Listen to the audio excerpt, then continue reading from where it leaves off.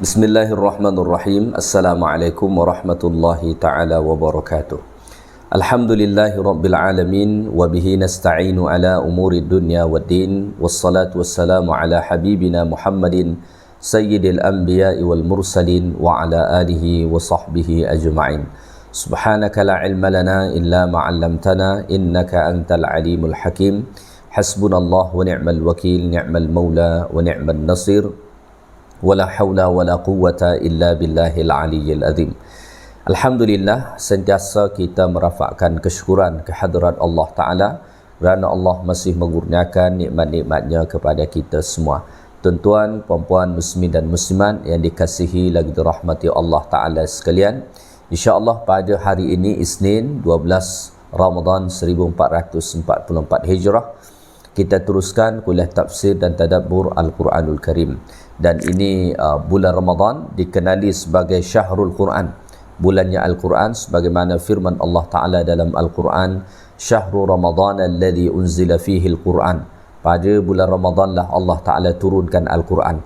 Maka kita berharap pada bulan Ramadan ni bukan sahaja kita membaca Al-Quranul Karim, tetapi Al-Quran itu turun ke dalam hati kita. Macam mana supaya Al-Quran ni turun ke dalam hati kita? Dengan cara kita tadabbur, kita fahami makna ayat-ayat tersebut. Jangan sampai kita termasuk dalam golongan yang disebutkan oleh Nabi sallallahu alaihi wasallam bahawa akan ada golongan umat Islam ni yaqra'unal Quran, mereka membaca Al-Quran tetapi lam yatajawaz hanajirahum, tetapi tidak sampai melampaui kerongkongan mereka ataupun tekak mereka. Maknanya apa? Mereka hanya sekadar membaca ayat-ayat Al-Quran itu tanpa mereka fahami, tanpa mereka renungkan. Al-Quranul Karim diturunkan Allah Ta'ala bukan sekadar untuk kita baca ayat-ayatnya, tetapi untuk kita renungkan, kita fahami makna ayat-ayatnya.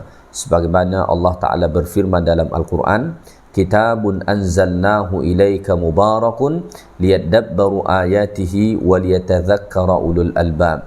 Al-Quran diturunkan Allah Ta'ala ialah satu kitab yang diberkati. Di dalamnya penuh dengan keberkatan. Liyadabbaru ayatihi, kata Allah Ta'ala, supaya kamu tadabbur ayat-ayatnya. Jadi antara tujuan Al-Quran diturunkan Allah Ta'ala ialah untuk kita tadabbur, kita renung makna ayat-ayat Allah Ta'ala tersebut. Baik, so hari ini kita sambung tafsir dan tadabbur surah Al-Mujadalah, surah yang ke-58 dalam Al-Quran. Pada kuliah yang lepas, Alhamdulillah, kita dah sampai sehingga ayat 21. So pada hari ini insya-Allah kita sambung ayat 22. Dan ayat 22 ni ialah ayat yang terakhir dalam surah Al-Mujadalah ni ya. Jadi surah ni hanya ada sebanyak 22 ayat saja. Nanti kalau masih ada masa, insya-Allah kita akan sambung kepada surah Al-Hasyr, ataupun kita cukupkan satu ayat saja perbahasan kita pada hari ini. Baik, Allah Subhanahu wa taala berfirman dalam surah Al-Hasyr ayat 22, A'udzu billahi minasy syaithanir rajim. لا تجد قوما يؤمنون بالله واليوم الآخر يوادون من حاد الله ورسوله ولو كانوا آباءهم أو أبناءهم أو إخوانهم أو عشيرتهم أولئك كتب في قلوبهم الإيمان وأيدهم بروح منه ويدخلهم جنات تجري من تحتها الأنهار خالدين فيها رضي الله عنهم ورضوا عنه أولئك حزب الله ألا إن حزب الله هم المفلحون. Baik, ayat Allah Ta'ala ni menyatakan La tajidu qawman yu'minuna billahi wal yawmil akhir yuwadduna man haddallaha wa rasulah, yang bermaksud engkau tidak akan dapati sesuatu kaum yang beriman kepada Allah Ta'ala dan hari akhirat tergamak berkasih mesra dengan orang-orang yang menentang Allah dan Rasulnya. Ya. Pada ayat sebelum ni, iaitulah pada ayat 20, Allah Ta'ala sebut, innal ladhina yuhadduna Allah wa rasulahu ulaika fil adhallin. Kata Allah Ta'ala, sesungguhnya orang-orang yang menentang Allah Ta'ala dan Rasulnya, mereka lah golongan yang hina. Pada ayat ni, pada ayat 22 ni Allah Ta'ala mengatakan, la tajidu qauman yu'minuna billahi wal yawmil akhir yuwadduna man haddallah. Ya.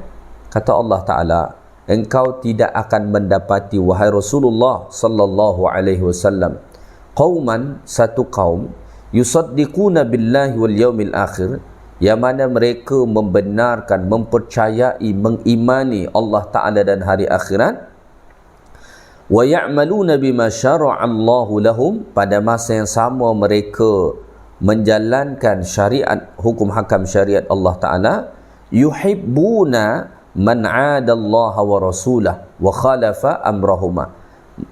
Engkau tidak akan mendapati orang-orang yang beriman kepada Allah Ta'ala dan hari akhirat serta mereka mengamalkan hukum hakam syariat Allah, mencintai orang-orang yang memusuhi, yang menentang Allah Ta'ala dan Rasulullah sallallahu alaihi wasallam.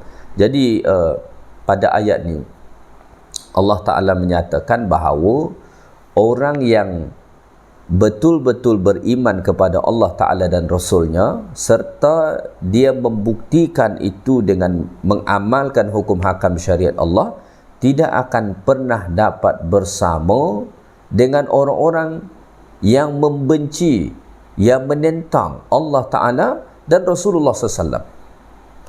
Maka Al-Imam As-Sa'di rahimahullah ta'ala mengatakan, orang yang sebenar-benarnya beriman dengan Allah Ta'ala dan Rasulnya, maka dia hanya akan senang, suka, bersahabat, berkawan dengan orang-orang yang beriman kepada Allah dan Rasulnya, orang-orang yang menjalankan perintah Allah Ta'ala dan Rasulnya.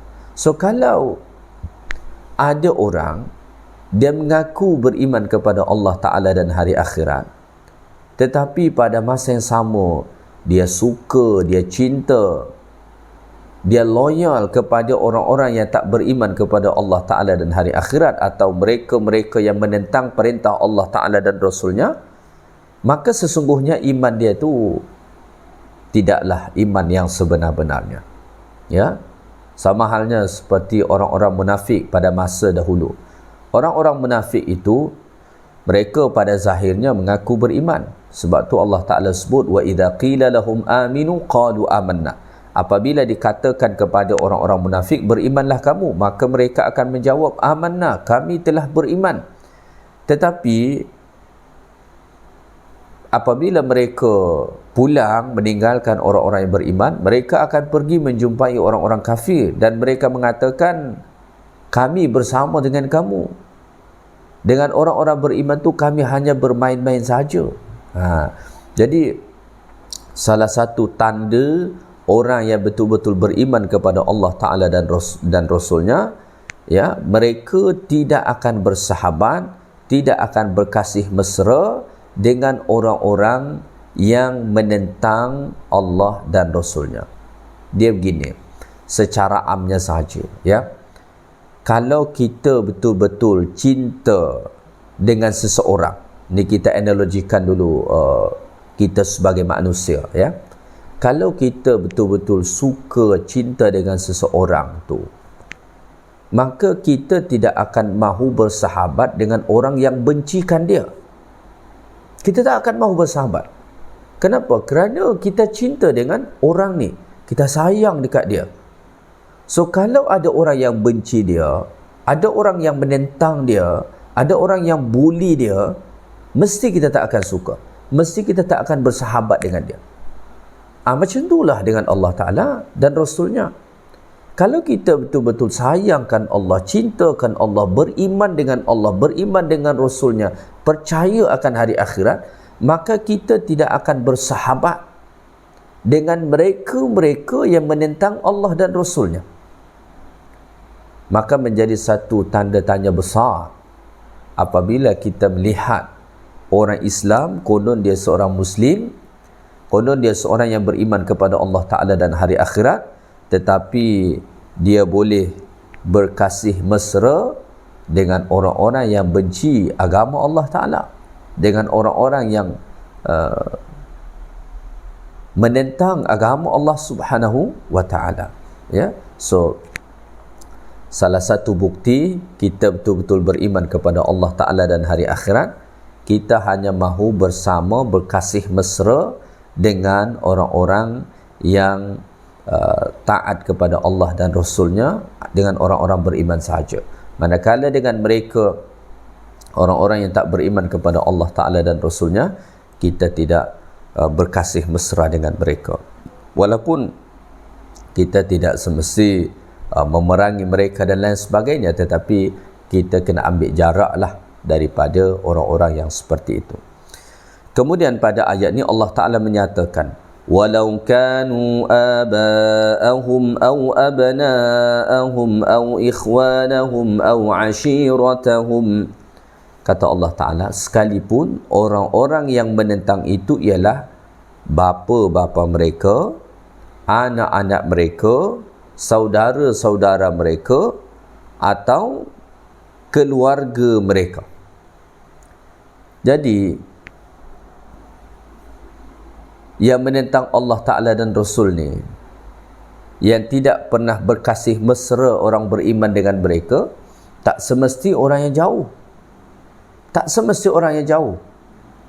Bahkan kata Allah, walau kanu aba'ahum, walaupun ayah mereka, bapa mereka, datuk mereka. Kalau datuk ni, bapa ni, orang tua ni sekalipun, dia menentang Allah Ta'ala dan Rasulnya, tak mahu beriman kepada Allah Ta'ala dan Rasulnya, dia memusuhi agama Allah Ta'ala dan Rasulnya, maka Allah Ta'ala melarang orang beriman berkasih mesra dengan mereka. Ya. Tak boleh loyal dengan mereka, terutamanya dalam urusan agama. Tetapi ni kita kena tengok secara menyeluruh. Ya, maksud dekat sini ialah dalam urusan agama tak boleh, ya, tetapi dalam urusan sosial mungkin, ya, kita masih bolehlah.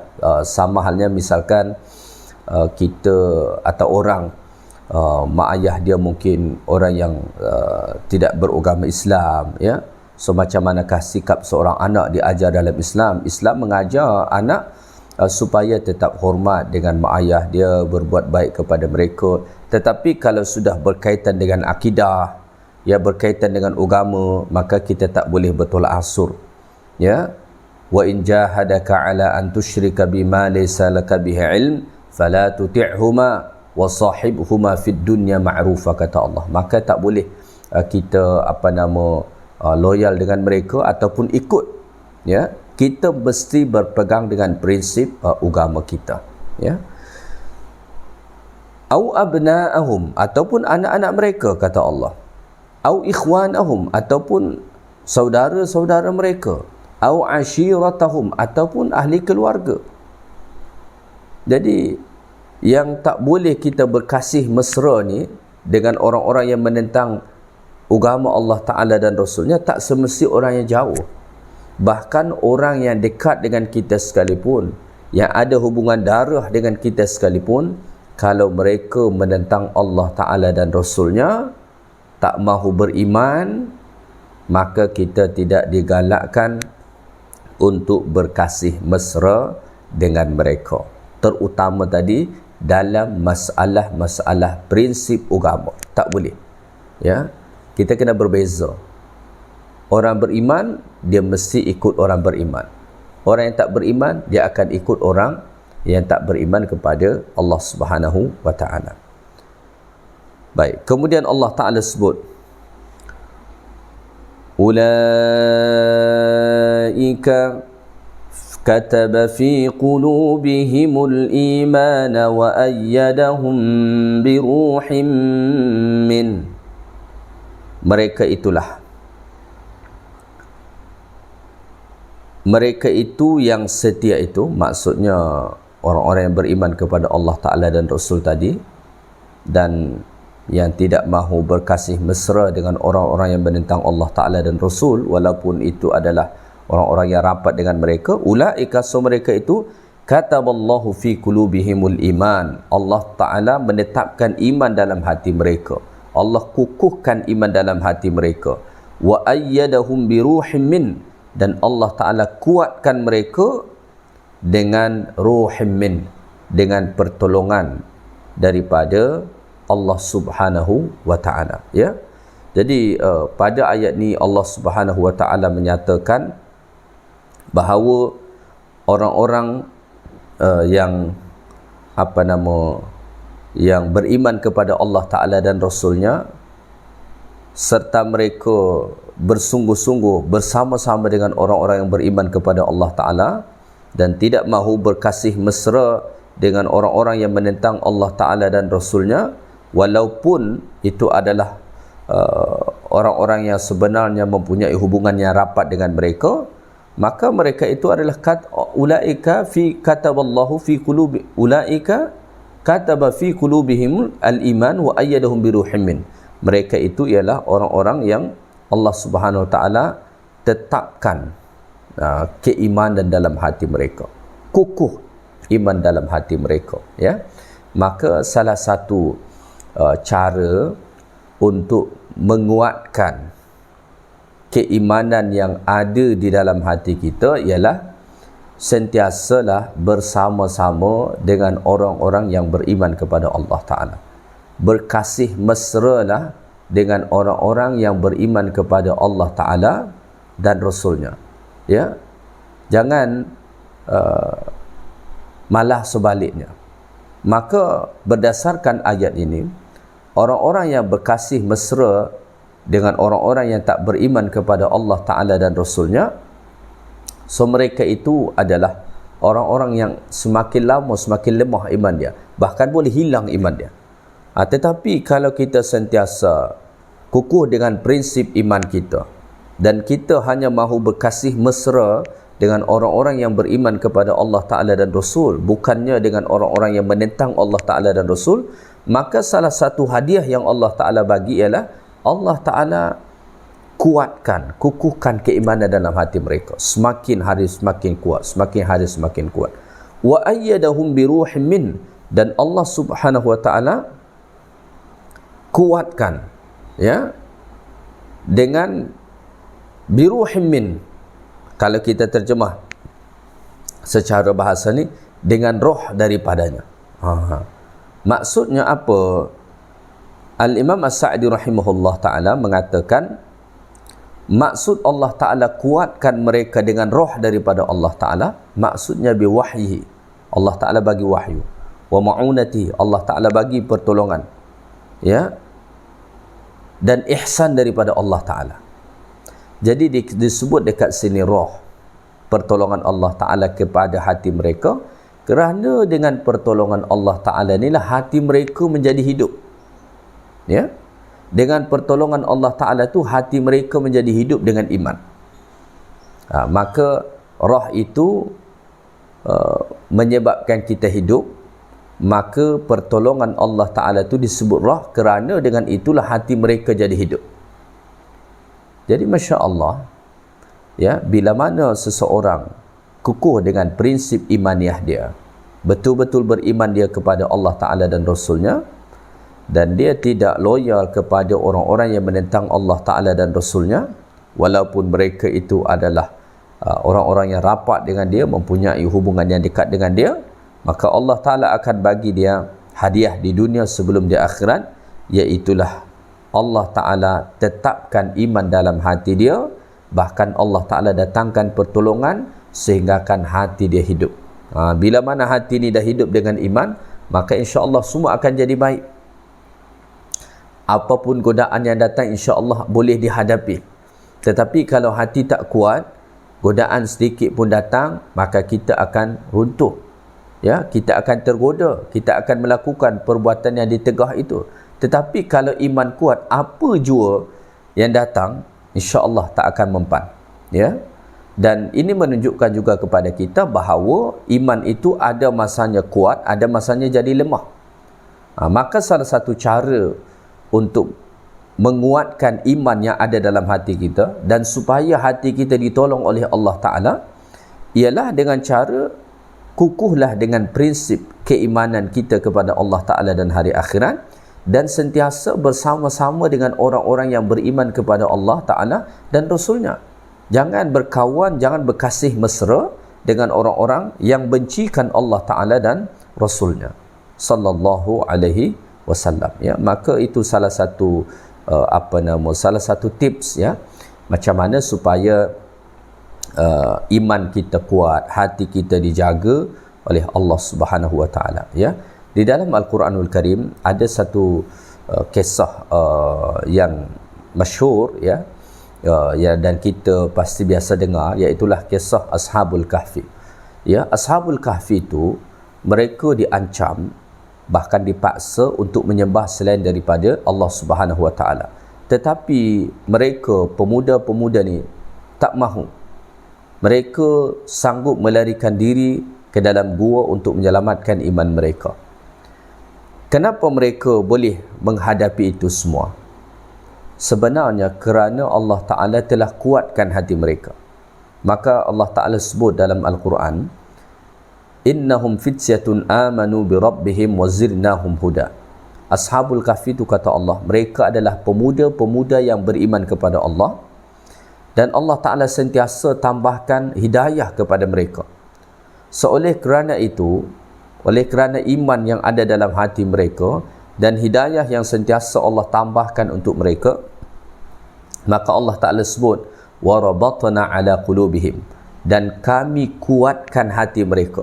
Dengan apa Allah Ta'ala kuatkan? Dengan keimanan, kesabaran.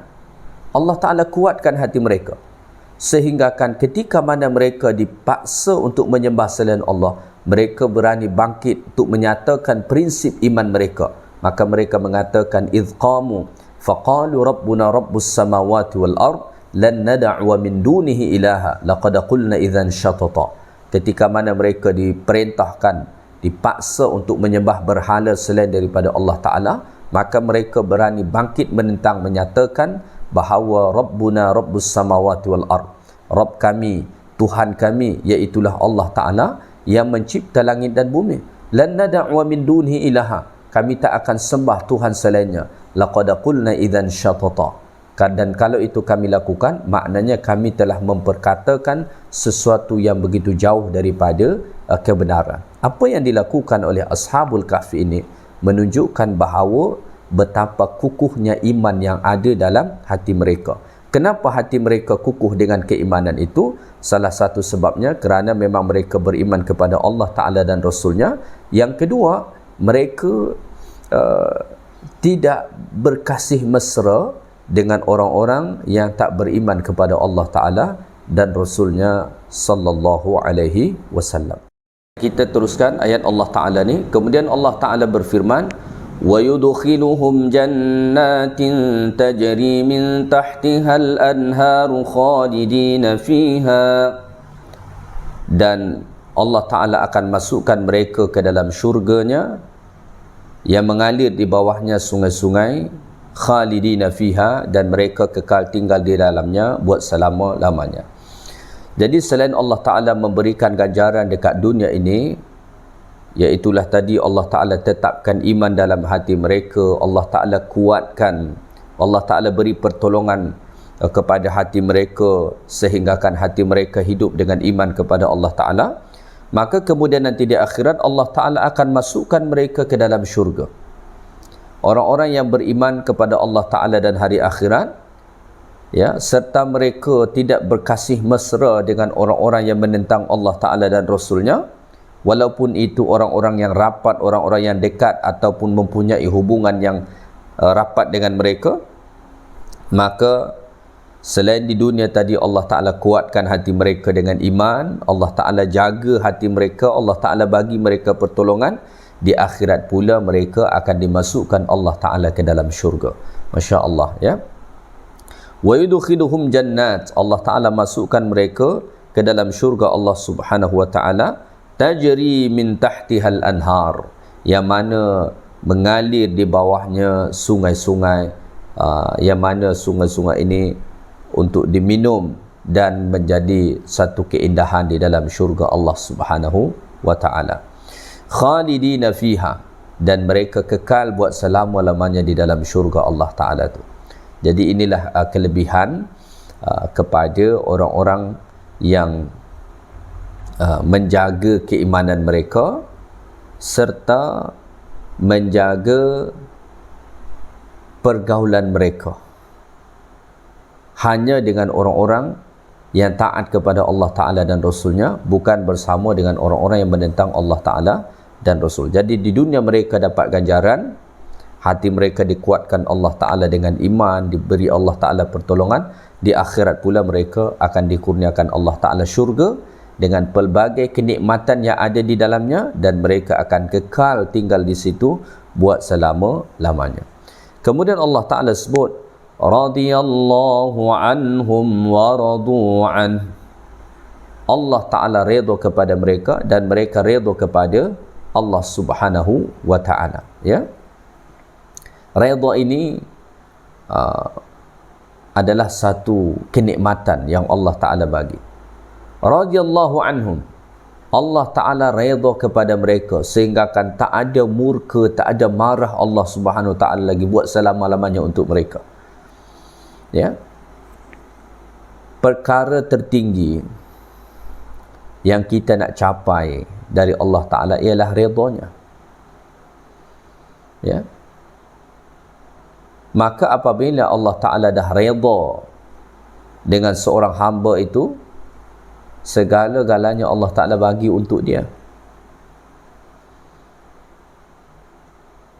Radhiyallahu anhum, Allah redha kepada mereka. Ini ganjaran yang ketiga.